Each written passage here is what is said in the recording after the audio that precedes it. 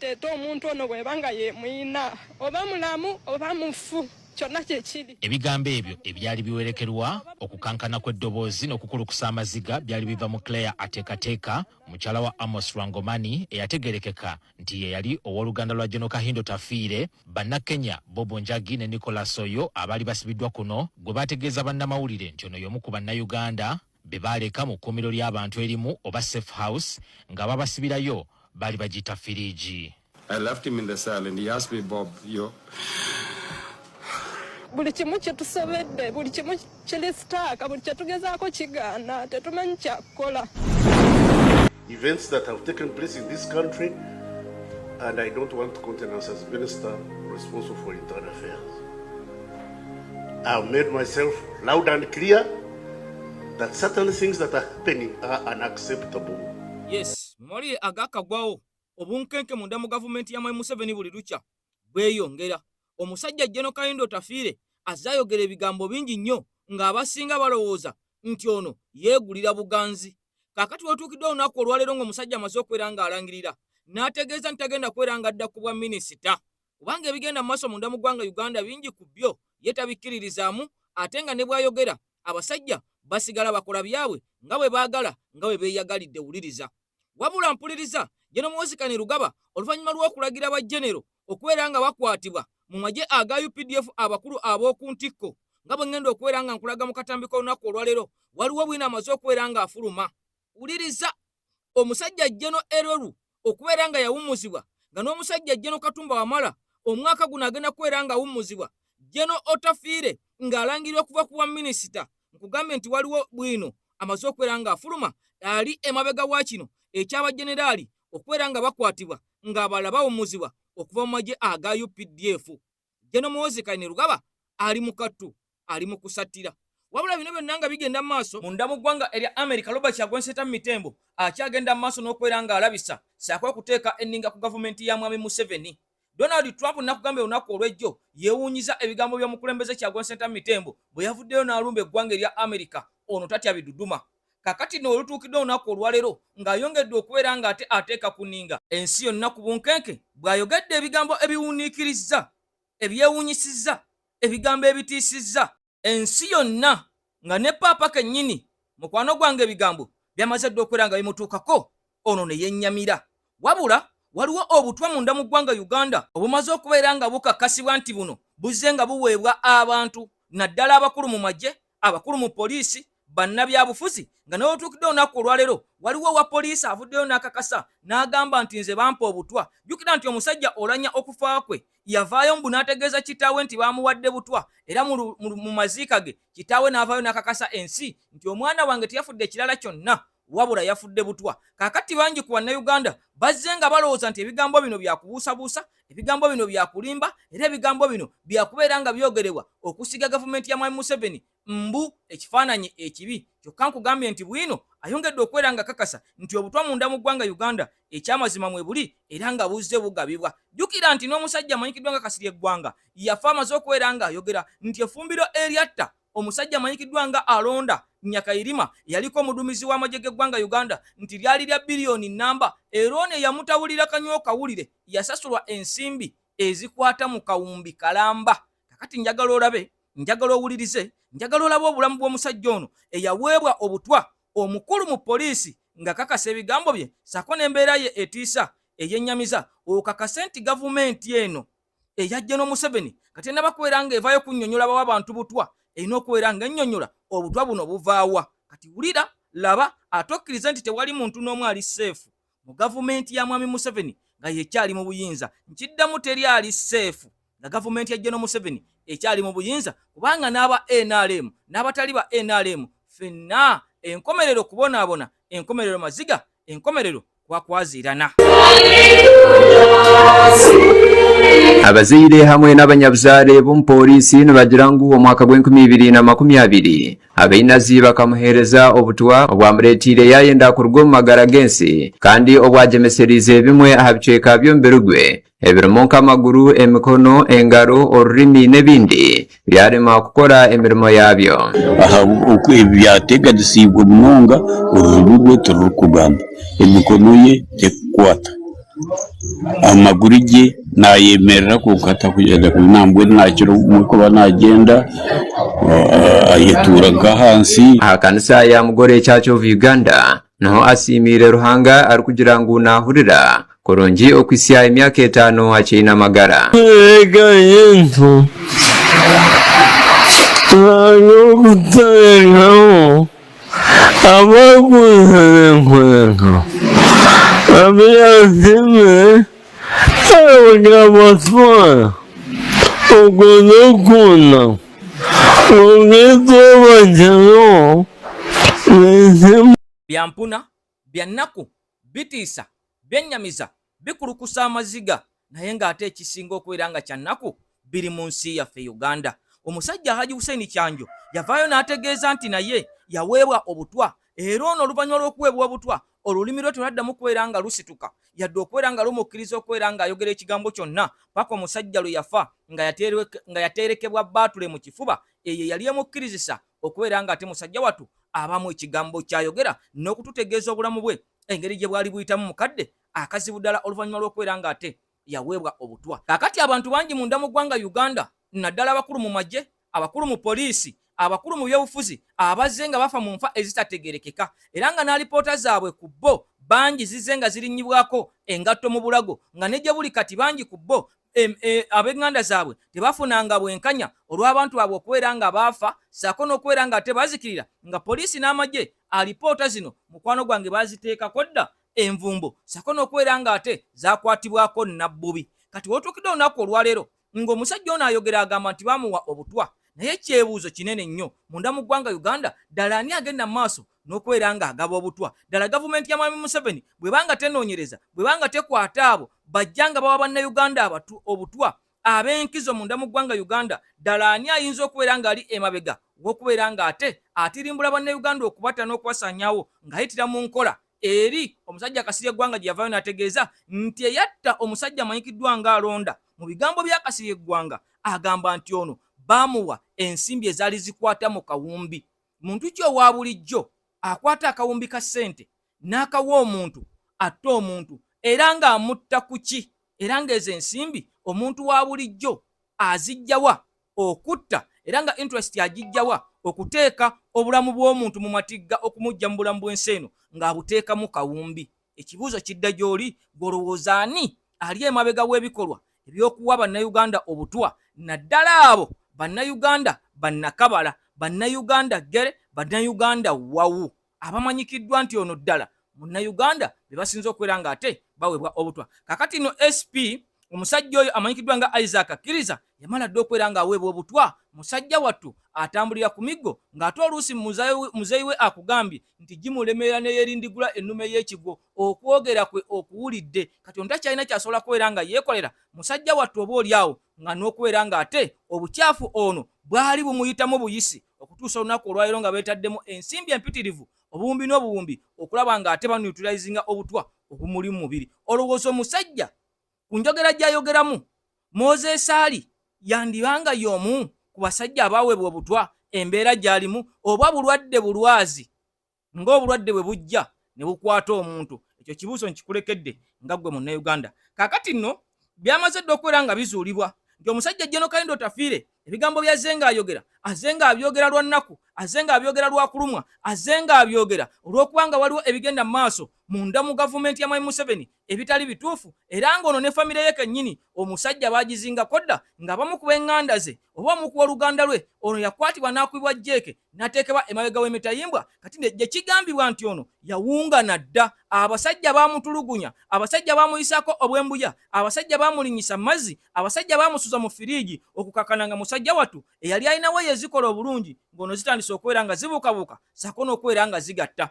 Okusinziira ku bigambo by'omusajja eyamwerabiddeko n'amaaso ge yagambye nti ono yafuuka nadda zolo. Kakati basibye zolo basibye musajja eyawunga edda ekitakkiriza mu mateeka munda ag'eggwanga Uganda yadde nga abasajja baagavaako ekyamazima omusajja balina okubeera nga bakolawo ekikolwa eky'okubeera nga bamuta. Njagala osooka owuliriza ebigambo bino bwe tubivaamu kugambe nti Gen. Kayindo Otafiire yamaze dde okubeera nga alangira nga bw'atagenda kubeera nga adda ku baminisita bonna mu gavumenti ya Mwami Museveni wabula nga waliwo bwina azuuse.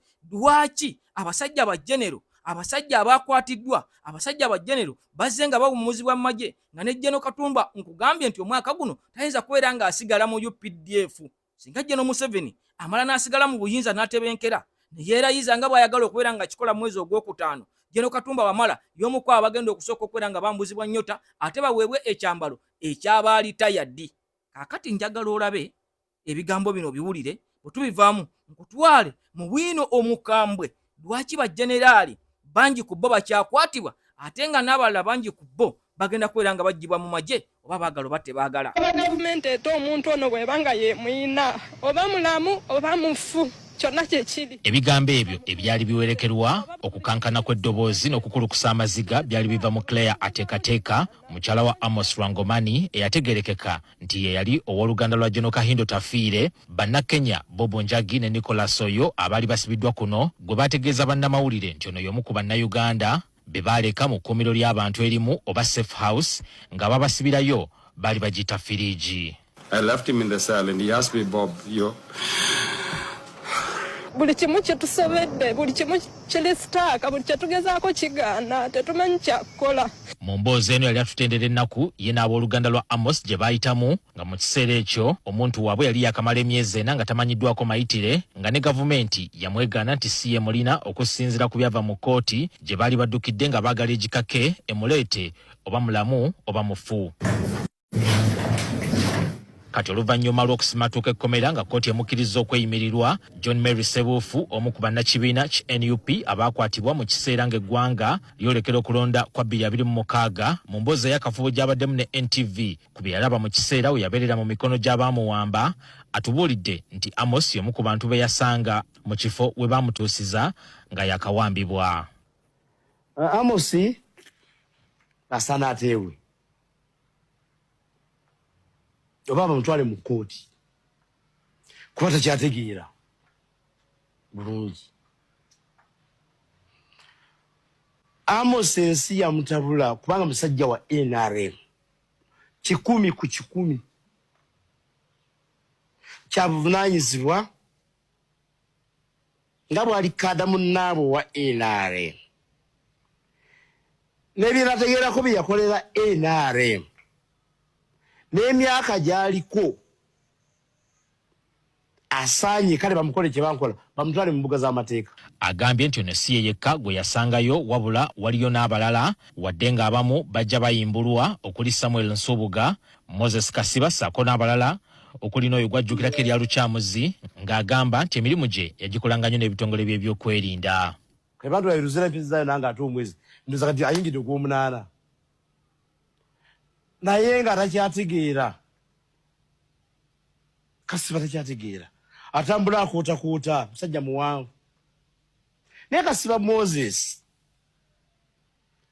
ye musajja azaalibwa Haji Kasiba ow'Ekamuli yali musajja mugagga nnyo. Sebuufu awadde amagezi abooluganda lwa Moses Kasiba bakwatagane n'abakulu mu bwakyabazinga bwa Busoga oba abantu be yajja ayamba balabe ng'omuntu waabwe ono afuluma ekkomera.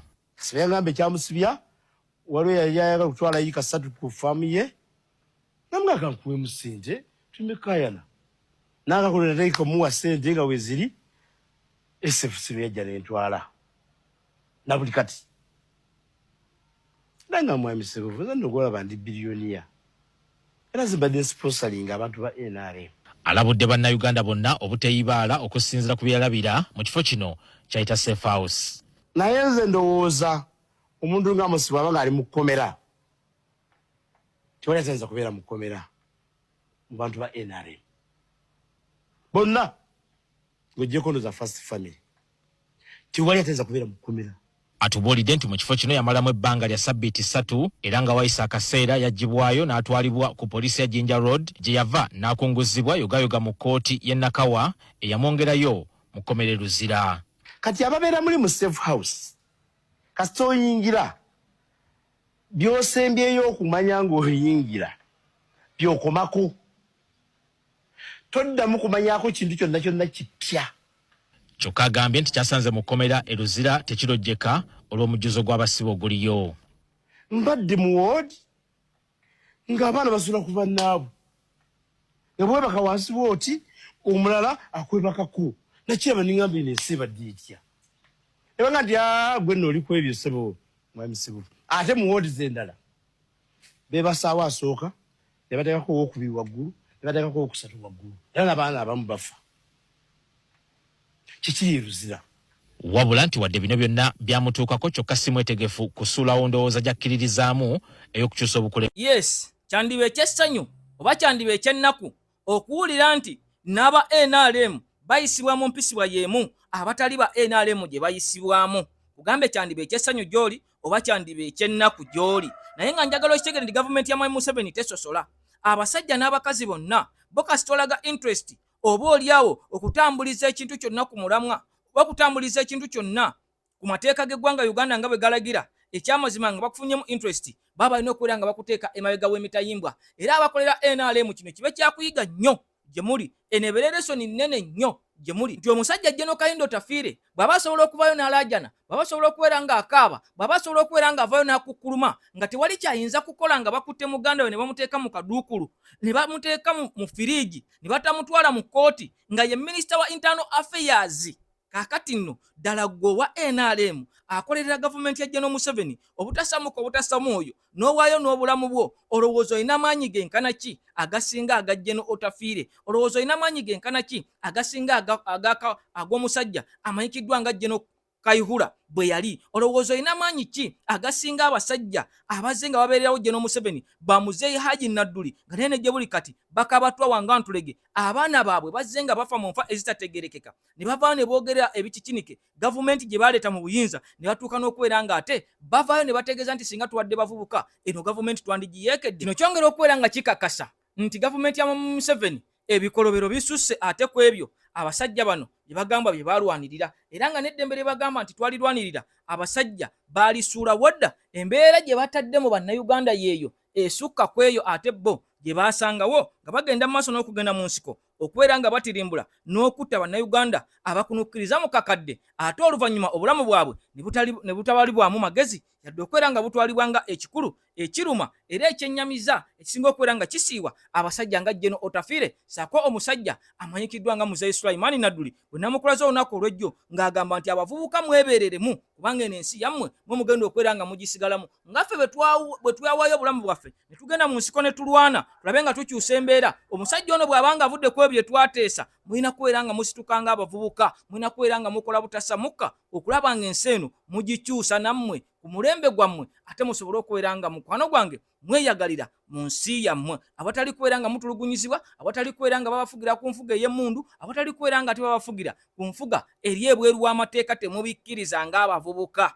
Wabula bino byonna nga biri bwe biti njagala nkutegeeze nti ate General Museveni yalina pulaani mpanvu nnyo n'omusajja General Muhoozi Kainerugaba era nga bwina amaze okubeera nga afuluma oluvannyuma lw'okukwata abakulu mu magye nga nejja buli kati kikyagenda maaso n'okubeera nga ate kikwekweto kinene ddala bakyakwatira ddala bakyasibira ddala bakyawummuza abakulu bangi nnyo. Njagala osooka omala okuwulira bani be bakutte, bani be bawummuzza, bani be bakyusizza ebifo ate oluvannyuma nkutwale mu katambi akakakasa ekiri emabega w'ekikolwa kino ekikolebwa mu magye ag'eggwanga Uganda olunaku olwaleero. Nkugambye nti abireese ono bwino aliko obumansuka bwa 100 ku 100. Omusajja nga kakasanga agamba nti bano bakola kino lwakubanga balina kye baagala era kyogenda okubeera ng'otegeera olunaku olwaleero.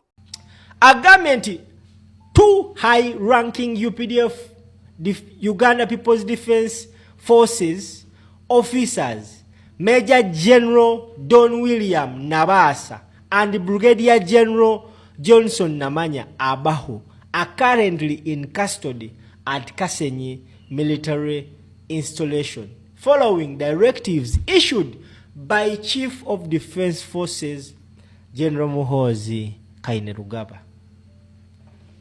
Bajenero babiri ab'amaanyi mu magye ga UPDF okuli Major General Don William Nabasa ne Brigadier General Johnson Namanya Abahu wetwogerera essaawa zino bali mu basement Kasenyi military installation nga bagoberera ababakutte bagoberera ebiragiro ebyaweereddwa omukulu akulembera amagye g'eggwanga Uganda General Muhoozi Kainerugaba. Okategedde nangamba the development reported on Friday, March 27th, 2026, olwaleero, signals another wave of internal accountability measures within the military hierarchy. Abasajja bano bakwatiddwa olwaleero.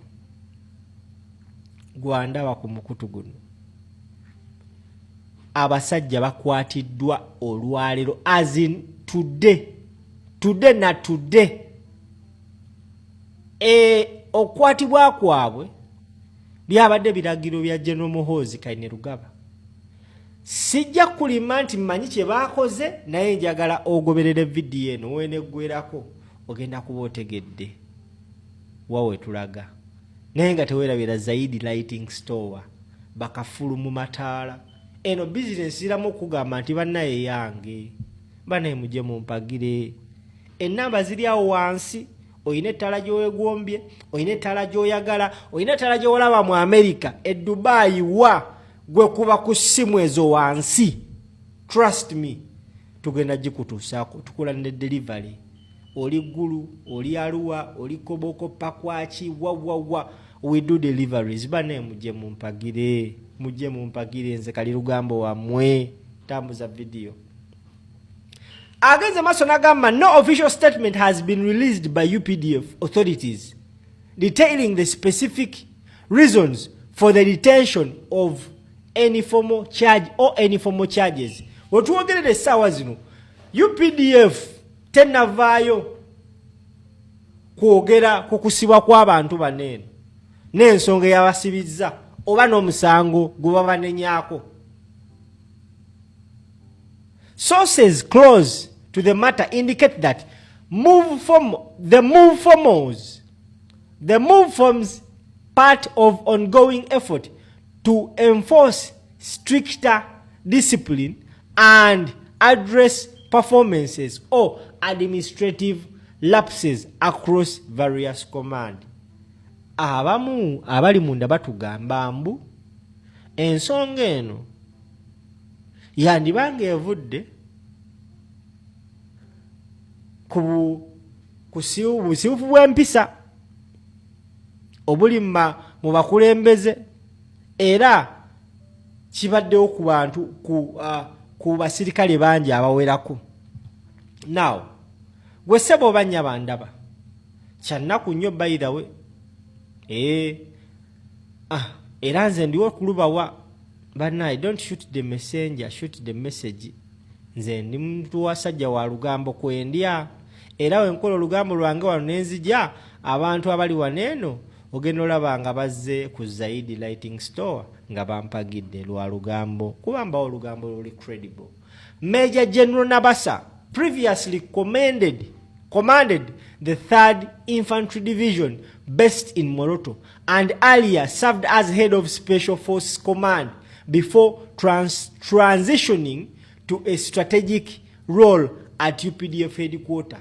In January 2025, he assumed responsibility for Joint Staff Policy and Strategy, a position focused on shaping long-term defense planning and operational framework.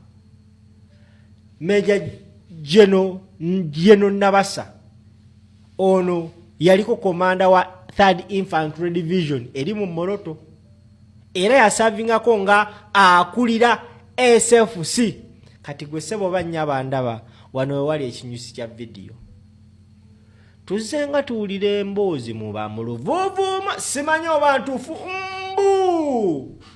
Waliwo abakungu mu SFC ne mu UPDF ababadde nga bawa Kyagulanyi intero. Ombo kati nze ng'omuntu ow'olugambo anoonyereza na bitamukwatako, wentandika okulaba nga imagine omu gwe bakutte Nabaasa ono yaliko head of SFC Special Forces Command ejje likuuma Museveni. Omukulu ono tabanga yabadde ayagala kuwa bannayuganda ssanyu. Ulira mama nze agalifa n'empunya Nabaasa yali yakulirako ku SFC. Bamukutte ali mu kaduukulu bali mu kumukuba kibooko ne Kasolo bazikubyeko ku orders za General Muhoozi Kainerugaba.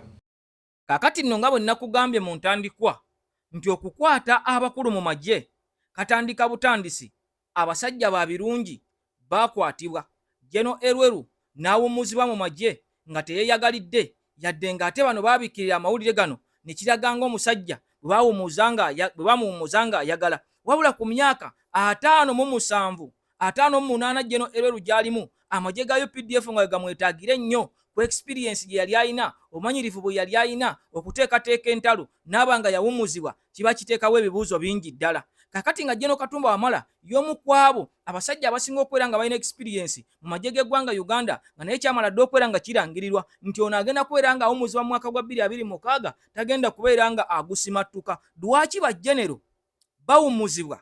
Lwaki bajjenero bameeja Kano bameeja Jeno abasajja abakulukulu mu myaka abasinga ku General Muhoozi ne experience ate bajjibwa mu magye oba oliawo ne bateekebwa ebbali ebigambo bimaze okubeera nga bizuuka?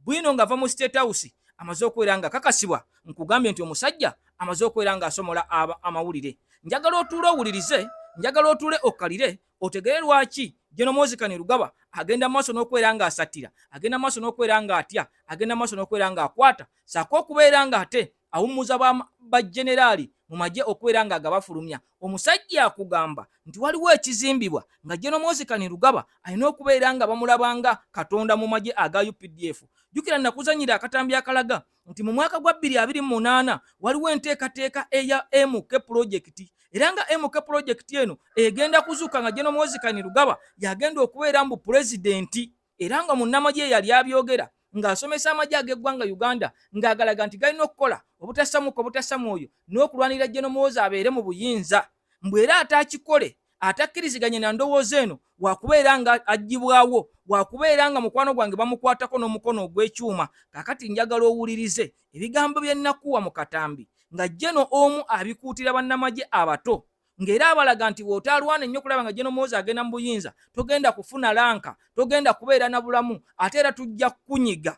Kati njagala owulirize otegeere nti omusajja ono okuvaayo n'aleeta bwino ono ekyamazima yamaze dde okubeera nga akakasa era n'okulingiza lwaki General Muhoozi akwata sako okubeera nga asiba bajjeno bakano bameeja oba oliawo be yeeraliikiridde era baatya era n'abamusinga experience. Lwaki? Wuliriza ebigambo bino. Muhoozi bakomanda ba Museveni bonna tabaagala mu magye. Bakomanda aba ani aliko nga tabagubeera SFC bano ba Muhoozi oli David Aronda Tinyifuza teyali komanda ame komanda Odongo abantu baabo bonna abo babeera. Lwaki nga tabaagalamu? Bajje bali tebaliyo naye bagenda wa abalala bato bayingira amajye nga ndi mukulu bali retired. Lwaki? Mbulirako komanda yali komanda wa anda Kazini o anda Nyakairima akyaliwo nga mukulu taliwo. So bakole ekyo kubanga ye yagala kwezimba abeere ndi buli wagenda ye muzeeyi ye mukulu ye mukulu. Byonna byonna bali kubikola kubanga okunyweza obukulembeze bwayo. That is all. Family rule. Ye Muhoozi alowooza nti bali mukwata ke kamu ku kabinja step mother we genetic era yasiga mu system. Ye Muhoozi alowooza nti akabinja kali mukwata beba mu ku step mother we be yasiga mu system okumulemesa okufuga. Onaku lwa leero akutte n'akyusa. Akutte Donna Bassa ono mujjukira bulungi nnyo musajja mutemu nnyo. Akutte Brigadier John Namanya. Akutte Lugumayo niye James Birungi yamukwata dda. Lwaki abakwata bano? One, amanyi nti bano bantu b'ejjeneti yali yasiga maki mu bitongole by'enjawulo bagenda mukolera emirimu gye. kati ye obuzibu mutamanyi bubuno wano bino byonna Muhoozi abikola amanyi nti bano be bayambako Kyagulanyi okufuluma ng'ate kikyamu. Ye Muhoozi amanyi nti bano bayambako Kyagulanyi okufuluma ng'ate kikyamu. The second thing amanyi nti bano babadde abantu bajje nti beyasiga mu security organization, which is not true. Which is true nti ababadde ba agent ba Janet. Kati Muhoozi kiyali ayagala mu kusooka ekisooka mwenda kinjagala amategeeze. Muhoozi by all means yali ayagala kutta Kyagulanyi. Bw'amala okutta Kyagulanyi agambe nti mulaba nti abase opposition leader bano mbakoleza ki mbakutte. Naye bw'amala omutta bw'ati weyagadde okumala omutta taking over kye tuyita kudita. Kyagulanyi n'amanya neyeesolosa ng'obudde bukyali n'amma Muhoozi kudita. Kati saazino Muhoozi kyakola ayagala kuteekawo nkola ya kutwala buyinza ku kifuba. Temwewuunya kudita ng'eyapeninze, naye kudita yonna eyapeninga si yakyukakyuka yaba kuba Muhoozi alabika ayagala twala buyinza ng'obudde bukyali.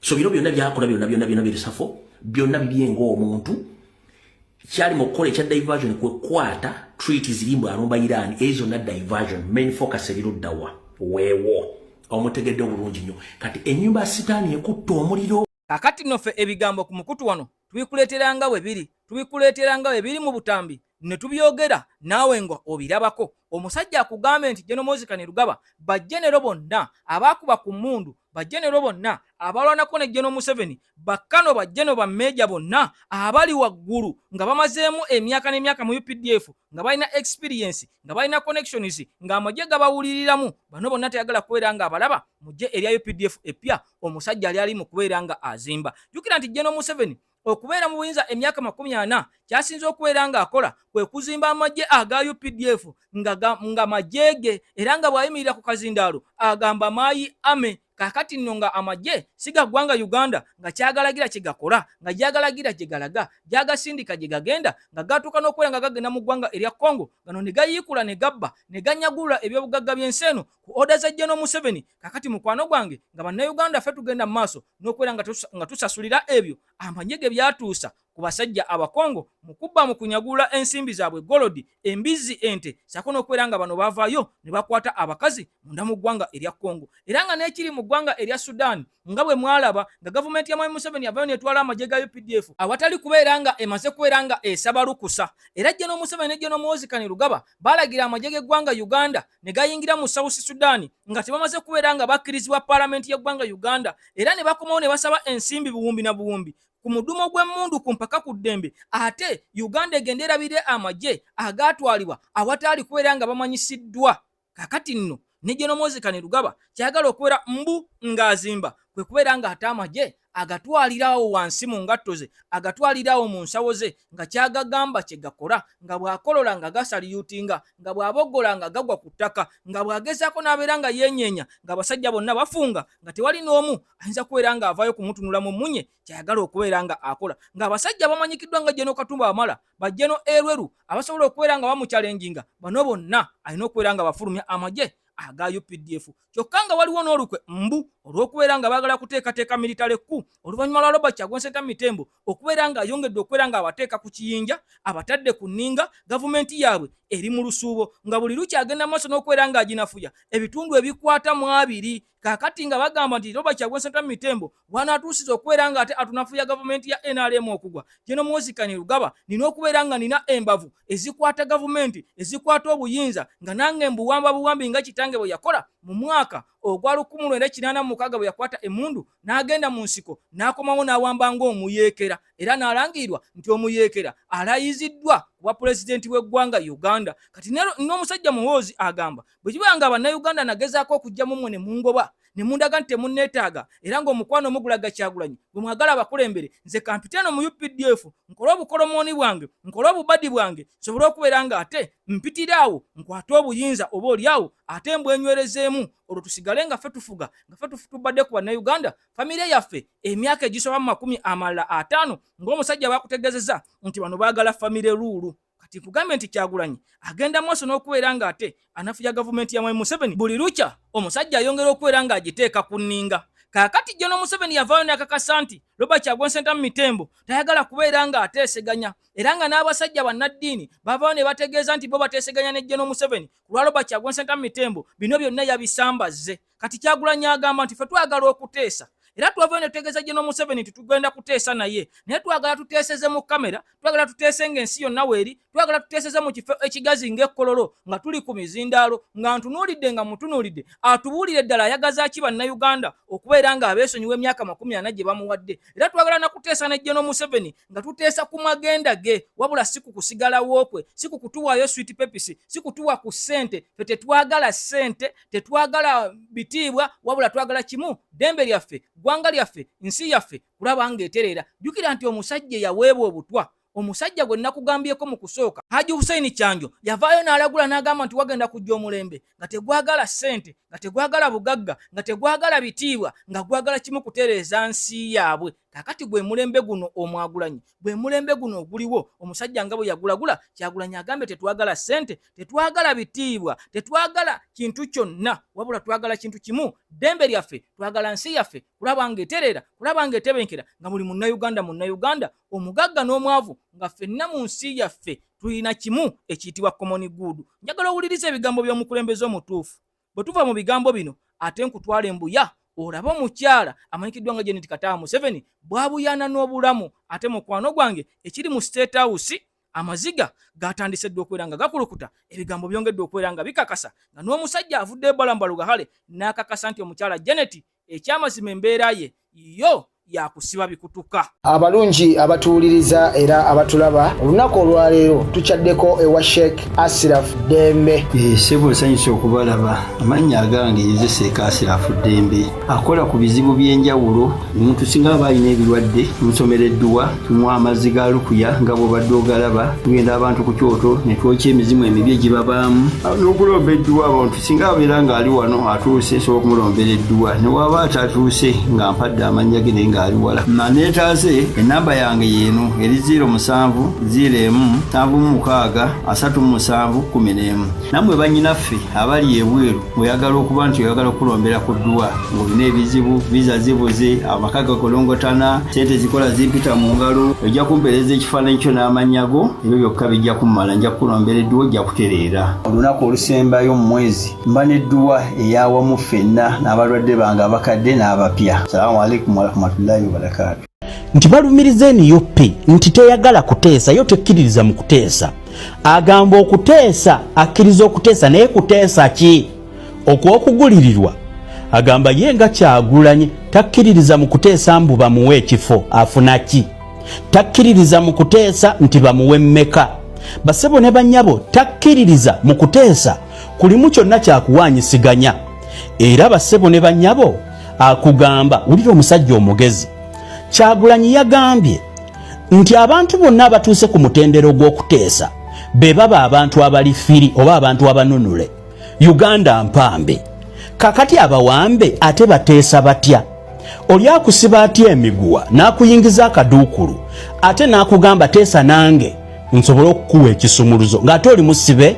Okuteesa kwonna kugwanira ng'omuntu amaze kubeera firi awo wasaanira okuteesa.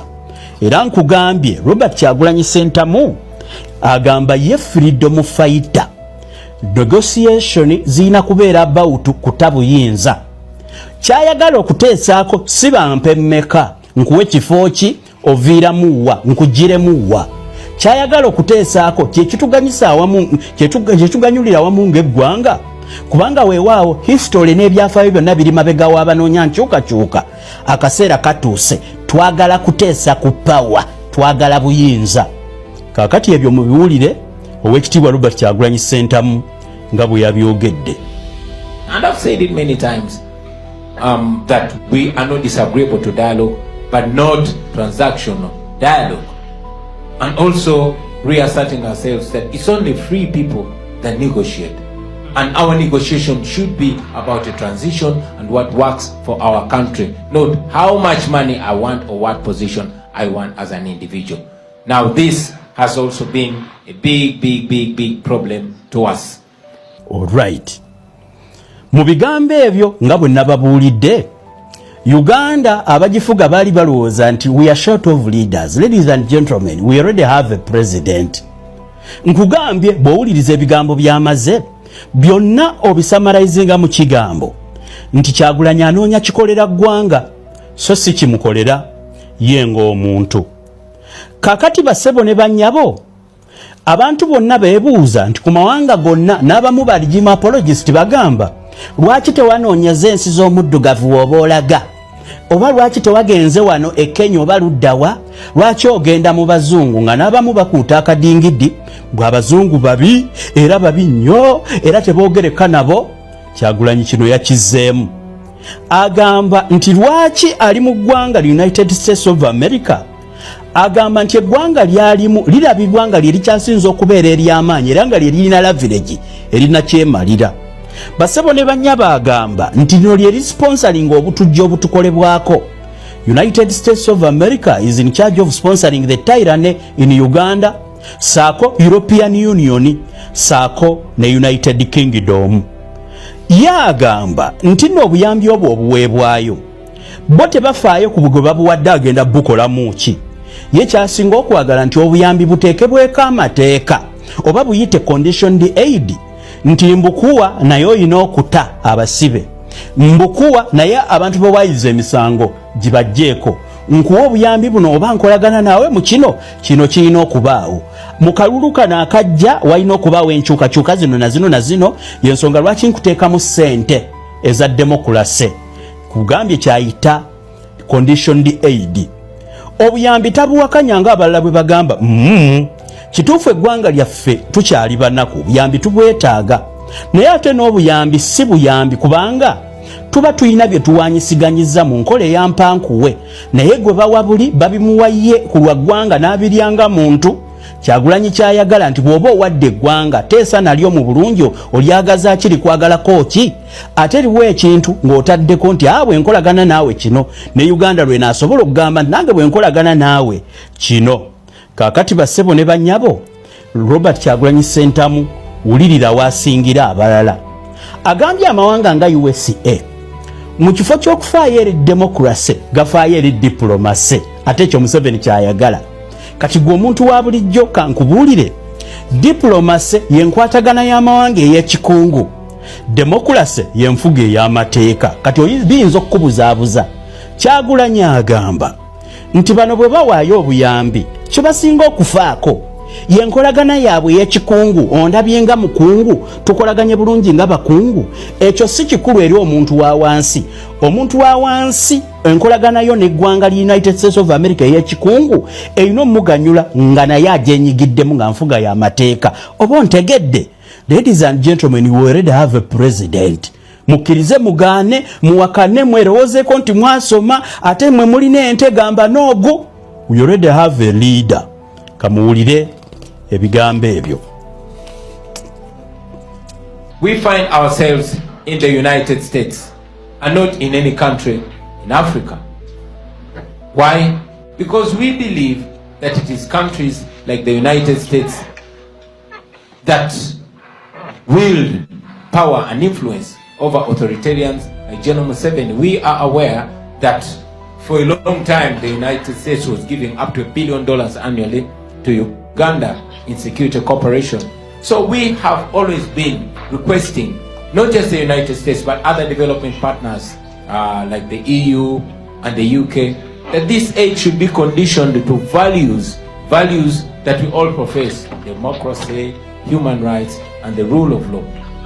Unfortunately, it has many times played up as if the US and other development partners are only interested in diplomacy and not democracy. And that we believe that the more we and you friends echo that desire, that is what's going to work. Many times the US seems to be persuaded by security cooperation, but not democracy, not the promotion of human rights, which is very disturbing in our case. Nga bwe nakugambye Oweekitiibwa Robert Kyagulanyi Ssentamu teyabaddeko yekka, ye yabadde omukulu eyabadde alina okwogera era yabadde alina okusiimibwa ng'omu ku bazira b'enfuga eya demokulasiya. Kakati omuku yayogedde yabadde akomparinga situation ye Rwanda sako neggwanga lya Tanzania. Nkugambye basebo ne banyabo okusinziira ku bapanelisti bano Kyagulanyi agamba nti kyonna ekyabaddewo oba kyonna ekiri mu ggwanga Uganda bw'ogeraageranya Tanzania abantu baayo bagirabanga muzadde kyokka ate bw'ogeraageranya eggwanga Uganda Museveni yeerabanga kabaka. Oba muntegedde nti Museveni ye bw'agenda okweraba bw'aba yeeyogerako ye yeerabanga Katonda. Naga n'ebitongole ebikuuma eby'amaanyi bitekinze over eddwaliro eryo. Ebitongole bikuuma First Family era ne Museveni yabaddewo. So eyo sayiri yokka ekulaga nti waliwo ekitali kya bulijjo era waliwo ne diversion ez'emmotoka ozitakkiriza kwetayiza mu mbuyoobo ye sayini esooka. Sayini ey'okubiri wabaddewo celebrations ezibadde zigenda okukolebwa within the First Family zonna zayimiriziddwa ne meetings z'aba ministry ezimu zibadde zina okubeera zonna zayimiriziddwa. Okitegedde bulungi nnyo ye sayini ey'okubiri. Sayini ey'okusatu information ebe yafulumye gyenjagala musooke mutegeere wabaddewo akasiriikiriro ba state agency ku social media nga basirise but unfortunately Metro nevaayo newandiika. Metro FM ya musajja bamuyita Francis Babu yasose nawandiika bw'ati waffe twasende tugasiriikira ntugalabe. Metro FM yawandiise bw'eti njagala kukootinga mbatwale waliwo mwagala wennyini. Metro FM yawandiise bw'etyo. The moment Kasitolaba State funded mainstream media nge postinze manya nti waliwo kiki waliwo ekikyamu eyo Metro ya postinze. Metro bwe mala okupostinga then musajja mukulu ono n'apostinga bw'ati. Musajja mukulu n'apostinga bw'atyo. Musajja mukulu n'apostinga bw'atyo. Oyo Baramba Lugahale n'apostinga bw'atyo. Olya bulungi nnyo. Mumaze ogisoma.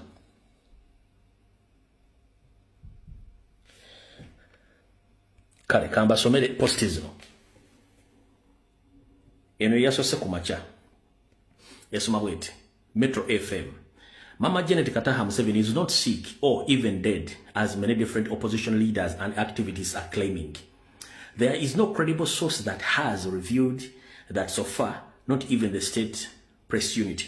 Mbu, Janet Kataha Museveni, mbu si mulwadde, era si mufu. Nga ebyogererwa, ab'oludda oluvuganya, saako n'abanoonyezi b'eddemera obwogera. Tewaliiwo mawulire matuufu gye gava wadde ago agalina okwogera ku nsonga zino ag'ennyumba ya Setaani teriiwo.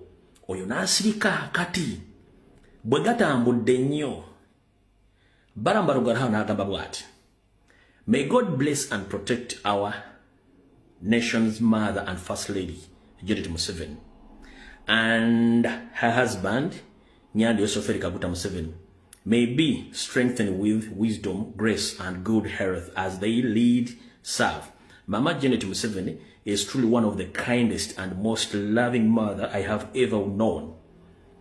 May she be continually blessed for her kindness, generosity, and compassion towards vulnerable children and young people around the world. The Lord is your keeper. The Lord is your shade at your night and hand. Bw'ati bawandiise kati. Bw'amala okuwandiika ebigambo ebyo kati kandi kuvire ku ntono nga bw'olwagala kitegeeza nti ennyumba ya Setaani ekutte omuliro. Amazima gali nti Janet tannafa, si mufu. Janet si muki. Njagala kukola statement kubanga enkya mmanyi minisita baani bagenda kuba bagerumbuye biki. Janet tannafa. Njagala kukola clarification. Janet tannafa. Wabula Janet ali ku life support mu ddwaliro eryambuya specialized military hospital. Ali ku life support. Life support bye byuma ebisobola okuyambako omuntu okubeerawo singa ebitundu bye emukkiriza okubeerawo mu bulamu ng'abikozesa biba tebikola. gamba nga amawugwe omutima obwongo n'ebirala nga tebisobola mukola kimu support nga muteeka ku byuma ebyo mukola kimu kati Janet ali ku life support mu Mbuya military barracks gyali yatuuse yatya mujjukira Janet alimu omwezi amanyi oluganda Janet alimu omwezi mugumanyi anti mwagala information Janet alimu omwezi njagala ngabo nti omwezi mugumanyi Janet alimu omwezi mukubeera mu omwezi Janet alina diabetes ziri ku level 4 ompulya bulungi nnyo Janet alina pressure n'ebirala kati Janet yagudde mu kinaabiro bwagwa mu kinaabiro Windows ne zirinkingamu koba pili Windows muzima Windows ne babe pili ne ziyikamu bagenzo mutukako nga taakese taasulewo nga kusaawe baba tebasobola muteeka ku nnyonyi mufulumya gwanga ekiseera ekyo ekyabeereddewo kyebaadde balina okukola kwe kukwata Janet Kembabazi omujja mu State House yoga mpaka mu Mbuya Specialized Military Hospital ne bamuteeka mu ICU nakati gyali ali ku life support mumpulya bulungi nnyo ali ku life support wabula kyenjagala musooke mutunde ebintu bino wammanga 1 diversion ez'okukyusa entambula mu kitundu ekyo bwe zisigala nga weeziri aba akyaliwo deployment bwe zisigala nga weeri aba akyaliwo deployment bwe zivaawo zonna kitegeeza bamugjeewo kitegedde bulungi nnyo kitegeeza bakoze eki kitegeeza bamugjeewo ebyo mbikugamba lwaki mbikugamba 1 bana abasajja gensembye okufuna okuva mu sources zange gagamba confirmed on life support planning to airlift her to Germany but she's not responding to treatment for now so medical board cannot clear her for now to be flight for treatment confirmed Janet Kembabazi ali ku byuma kuwaina okusiza bimuyamba okubeerako mu budde buno tebasobola muteeka ku nnyonyi mutwala Germany gye badde baproposinga olw'ensonga tarespondinga oba omubiri gwe n'embeera gy'alimu tennaba mukkiriza mubiri gwe kuba nti gudde engulu gukolagana eddagala era asobola okuba nti basobola omutegeerera oba asobola okuba nga tebasobola kukkiriza kubeera ku nnyonyi kebere medical ambulance basobola kuteekako nga omubiri gwe tegurespondinga kuba osobola okufiira mu bbanga awo kati akakiiko akakwasaganya ku byobulamu mu ggwanga kabayita medical board tekasobola kukkiriza kusayiningira Janet Kembabazi mufulumya kumutwala Germany kumujjanjaba kati mutegedde bulungi nnyo era buli kimu kikyuse nga bwe kirina okubeera awo so tebayo muntu yenna akulimba nti Janet si mulwadde Janet mulwadde wabula si muki si mufu si diversion si stand ye mulwadde ompulya bulungi si mufu naye nga muki mulwadde jjukira omuntu abeera ku life support wabeera probability okudda n'obutakola ki n'obutadda wabula mbaga abantu abeera ennaka mu Mbuya deployment bweremerawo diversion mu jjamu neesigala nga weeri kitegeeza nti omukyalo naakola ki akyaliwo deployment bwevaawo ne traffic nasigala nga atambula bulungi afulowinga bulungi kitegeeza bamugjeewo baba balina gye bakoze ki gye bamututte wabula nga bweri enkola bwe yekweke badde bagezezaako kumebe kubanga Janet amaze lunaku agenda kukwata lwakuna nga waali mu ddwaliro eyo ye baba tebagala information ekole ki efulume baba tebagala information efulume naye ng'ate balina okukikola okuba tebagala nseetegeere yensonga lwaki mulaba pressure eriwo essaawa zino ne panic eriwo omukyala ye ku Katonda yamanyi ebimuliko naye ng'ate jjukira sources z'omunda zibadde zimanyi nti omuntu alina okubeera mu mbeera eyo currently abadde alina okubeera nnyo andi esoferi tebahabulwa so si Janet omuntu abadde olina okubeera mu mbeera eyo abadde ennyanja esofere tebahabulwa so si Janet bati wabula Katonda nga bwakola ebintu bye laba ate Janet yagenze mu mbeera eyo noona ali wano kati ate okusinziira ku mbeera ezaabwe ng'abantu oli bw'abeera mu mbeera eyo kiba kiteeka pressure ku nnyanja esofere ate naye abasoba mugamba dda ennaku z'embale kubanga yatuuka dda mutendera ogwokuna ogwa kansa ayinza okuba nga atuddeawo n'azikira buzikizi kati abantu babiri abo jjukira kankweka ekyokulabirako eyali bba w'omugenzi kati Queen wa Bungereza bwe yafa ne Queen yamala okukaseera katono nnyo naye n'afa abantu bano olwokuba nti babadde nabbanga ddene kino kigenda muleetera obuzibu kyovula nti ono omuvubuka essaazi nali mu kukola fujjo essaawa zino kubanga akimanyi oli focus eri ku mukazi we already naye embeera mbi kati yembeererwa anytime naye nga njagala bagamba tannafa kuba zino eno video manyi bagirikodinga bagenda gikosa nga baagala naye tannafa ali mu Mbuya Specialized Military Hospital gyali kuliko buli kika kya mu dokita abavudde wa Pirato abavudde India abavudde Germany kuliko n'abalasha kwe bali mugezaako kulaba nti omukyala bakola ki bamukanika asumenga atanada she doesn't respond on the medication nenga nyoga amanyo olumi olusawo ndi bano olwokuba nti bakuuma nnyo ebyama nga tebaagala muli kuba embuutu nga tebaagala musugumbize nga bakimezeza okw'omusana ate nga n'akawogo bakalinawo basobola okuleka Janet ku mukko ogwo oba ku byuma n'abeerako nga batandika okukola obuvuyo bwabwe buluwa wano njabako ekyokulabirako waliwo omulangira w'eggwanga lya Dubai yafuna akabenje naye kitaawe yali amwagala nnyo n'agamba omwana wange engeri gy'akyalimu embeera mutwale mu ddwaliro bamuteeke ku byuma tulente n'abeerawo yesu omwana bamutwala ku byuma n'abeerako nyamalako emyaka 24 naye ng'olwedde bamuggyako ng'afa musajja agenda okulanga tekyakola makulu omwana alidde ssente nnyingi otagenda kudda nabagamba mujje kuki ku life support omwana bamuziika kati abantu bangi nnyo babeera ku life support ebbanga ddene nga baafa dda kati mwe kyemulina okusaba kyemweyagalizanga embazi kibyaga akoze ekyaso owakabaani 10 ow'essala ya Kamulali 10 naye nga temunnakuma bintu ebyo njala kubuuza nnyanda yoseferi tehabulwa ne famire yammwe singa kino kijjanga namugereko abasazeewo munaatutegeezaako ku nsonga eno wajja tuziike watuufu ngambye singa njala munkwate bulungi muba mugenda tuyita nga tugenda Lwakitula tugenda Ntungamo oba tugenda wa Pirato location entuufu yeruwa singa ngambye singa tuba tugenda Ntungamo Lwakitula oba tugenda wa Pirato singa kibaddewo mutubuulirako watuufu kubanga tetumanyi watuufu mbeera mu Uganda ne muzaalibwa so njala babuuza mututegeezaako temutubuulire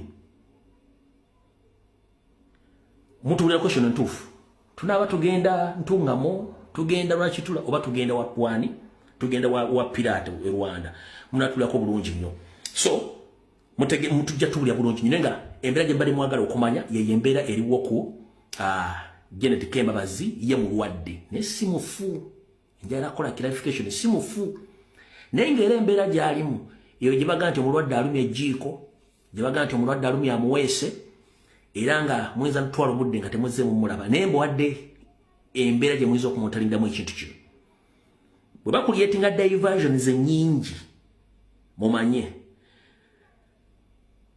deployment bwesigalawo ebbanga nga tevuddeewo ne jam traffic jam awo mumanye ebiri wakati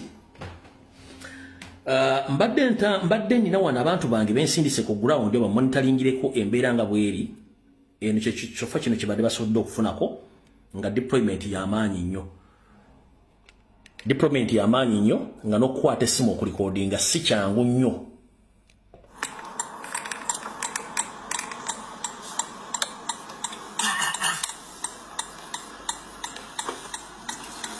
ebweri wa ddwaliro tebaga nti temuli mu ddwaliro munda abweri wa ddwaliro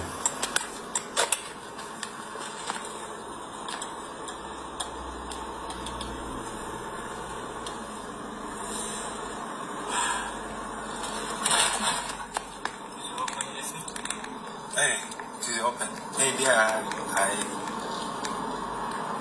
could Luzora wamana abagundi babo aba SFC babo deployment hiyo omukazi yagenze kaza genzire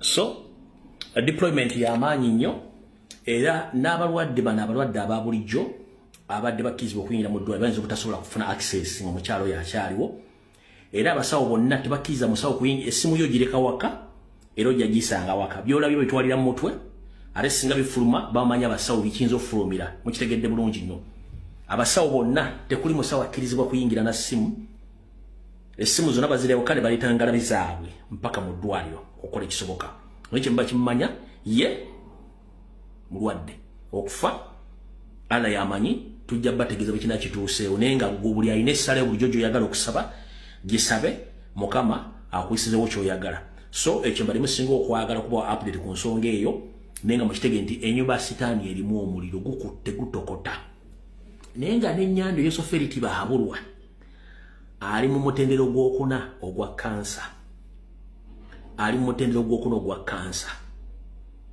kati ate didigi atandise okwaplotinga abantu bonna geneti beyali atadde mu system atandise obaplotinga abajjamu naye nga ate abantu bano nobalina emirandira kati kirava ku ekyo mujja kitegeera kati nga bulijjo saagala nnyo bamadabudde ku nsonga eyo mutegedde bulungi nnyo njala tugende ku nsonga endala nga bweyina okubeera awo tuvuddewo abafunye information mukitegedde bulungi nnyo awo saagala kusukkawo kwa iyo information mugifunya katugende ku nsonga endala